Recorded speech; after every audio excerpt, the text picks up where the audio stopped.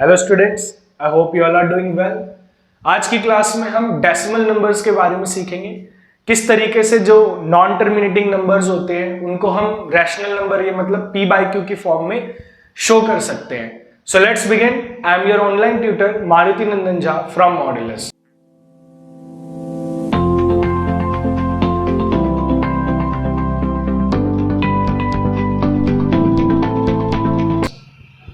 देखो, decimal number जो होता है, जो भी डेसिमल नंबर है वो आपके कितने तरीके के हो सकते हैं।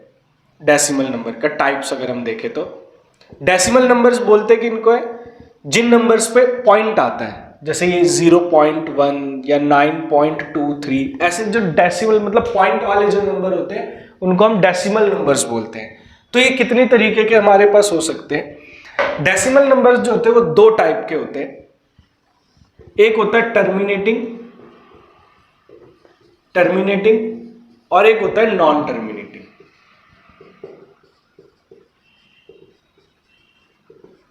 डेसिमल नंबर्स हमारे दो तरीके के हो सकते हैं, टर्मिनेटिंग और नॉन टर्मिनेटिंग। देखो, टर्मिनेटिंग नंबर क्या होते हैं, टर्मिनेटिंग डेसिमल्स किसको बोलते हैं। टर्मिनेटिंग डेसिमल नंबर्स वो होते हैं जिनका रिमाइंडर 0 आ जाता है। टर्मिनेटिंग डेसिमल नंबर्स उनको बोलते हैं जिनका रिमाइंडर 0 आ जाता है। जैसे कि मान लो मैंने एग्जांपल ले लिया एक 2/5 ऐसा कोई नंबर लिया। जब मैं इसको डिवाइड करूंगा तो यहां पर देखो 2 अंदर आएगा, 5 बाहर आएगा, पॉइंट लगाया, अंदर 0 आया, 5 4 जा 20।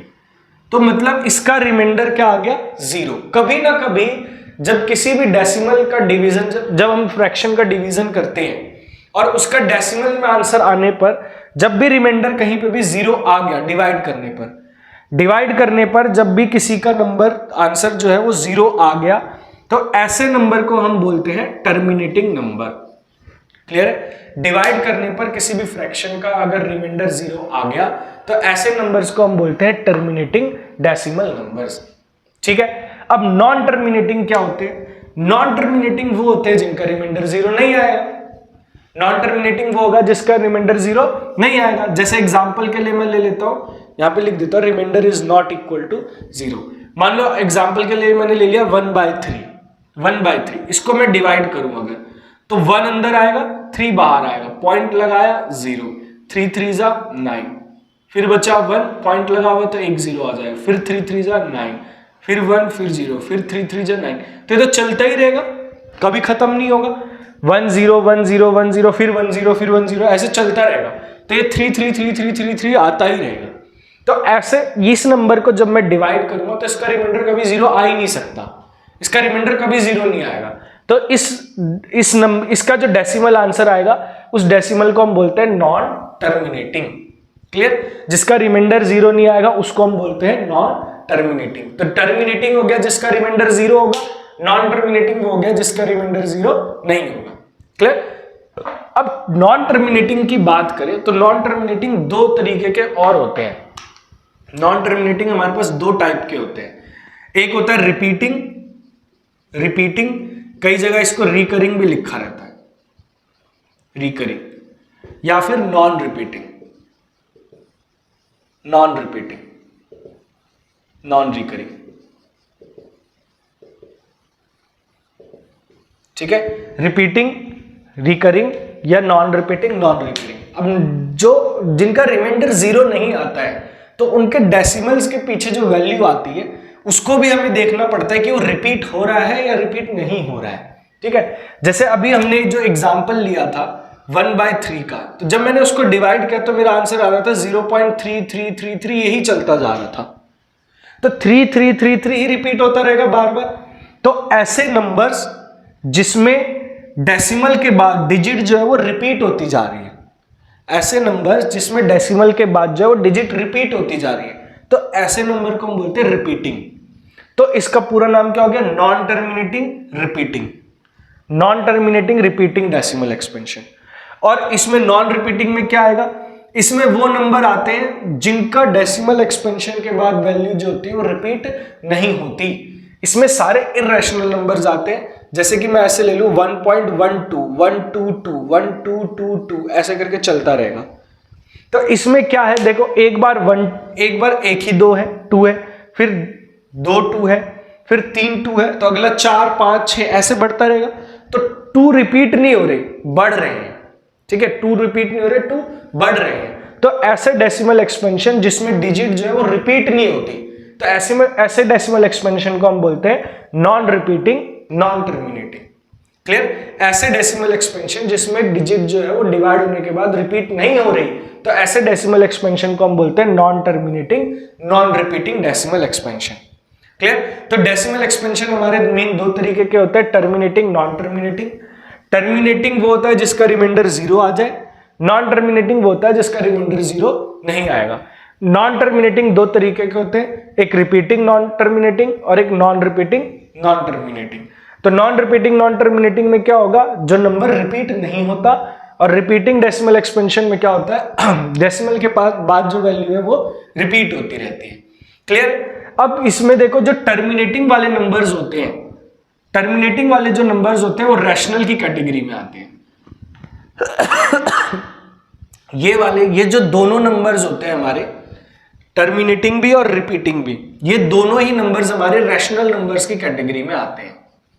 रैशनल नंबर्स मतलब इसको भी मैं रैशनल नंबर में बोलूंगा और इसको भी रैशनल नंबर में ही बोलूंगा।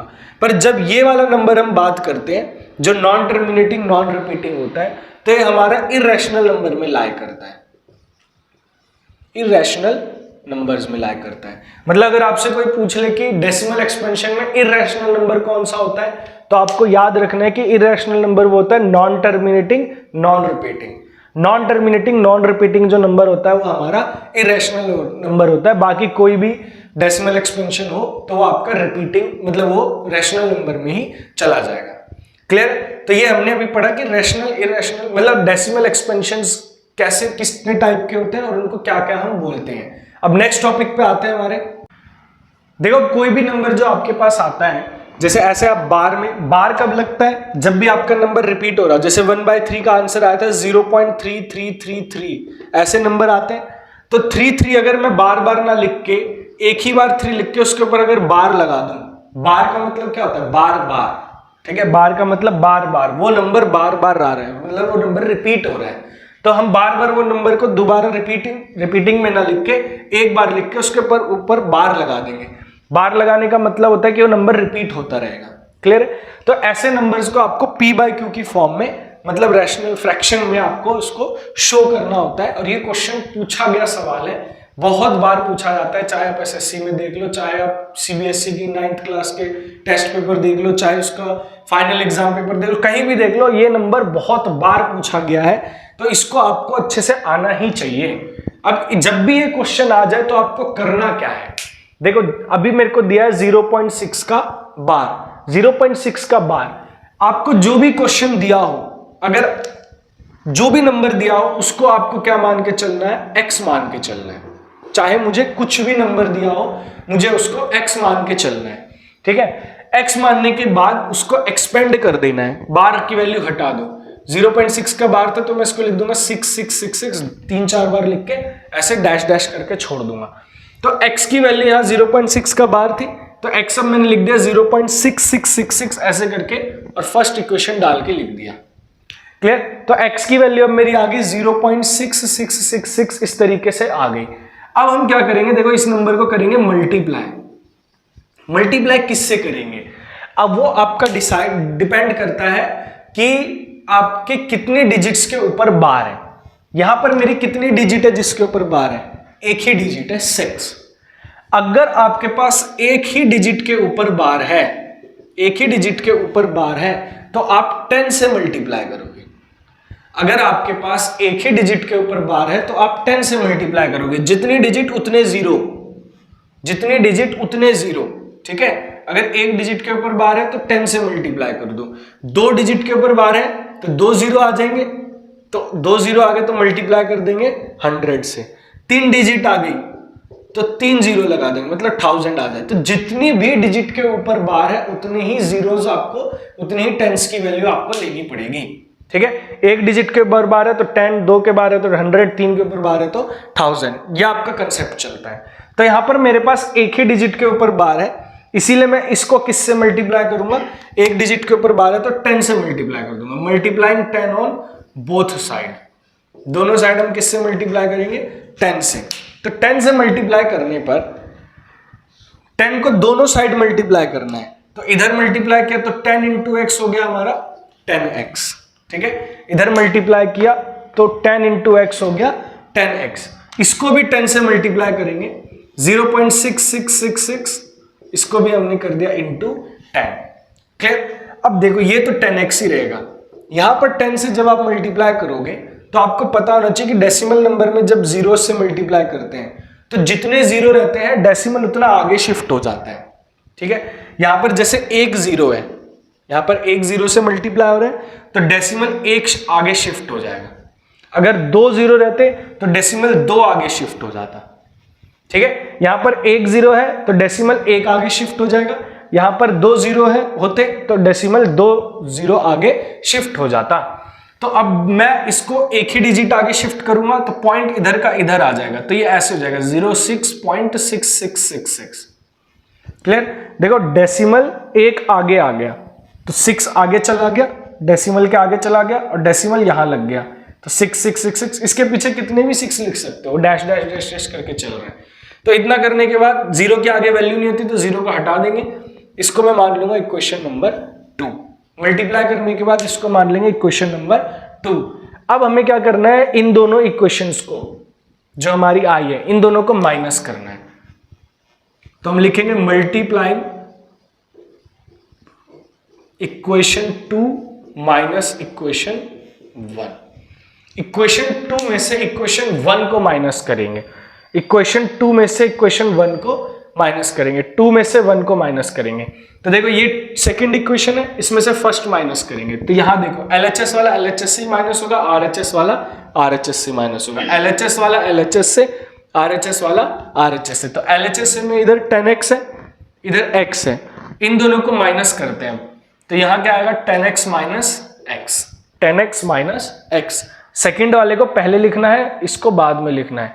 तो अब ये है 6.6666, इसमें से माइनस कर रहे हैं 6.66 से माइनस कर रहे हैं 0.6666, ऐसे माइनस होगा, क्लियर है। अब इन दोनों को माइनस करते हैं, यहां देखो 10x में से x गया 9x बचेगा, 6.666 से यहां से 6.6666 से 0.6666 अगर माइनस करें तो ये क्या हो जाएगा, सारा कट के 0 0 0 0 आता जाएगा, पॉइंट का पॉइंट आ गया, 6 का 6 आ गया, तो ये हमारा माइनस करके क्या आ गया 6.0000। पॉइंट के पीछे जीरो की कोई वैल्यू नहीं होती तो इसको हटा दिया, तो यहां क्या बच गया हमारा, इसको माइनस करके क्या आ गया 6, ठीक है। इसको माइनस करके क्या आ गया 6। अब देखो 9 इधर मल्टीप्लाई में, इधर आके क्या हो जाएगा डिवाइड, 9 इधर मल्टीप्लाई में, इधर आके क्या हो जाएगा डिवाइड।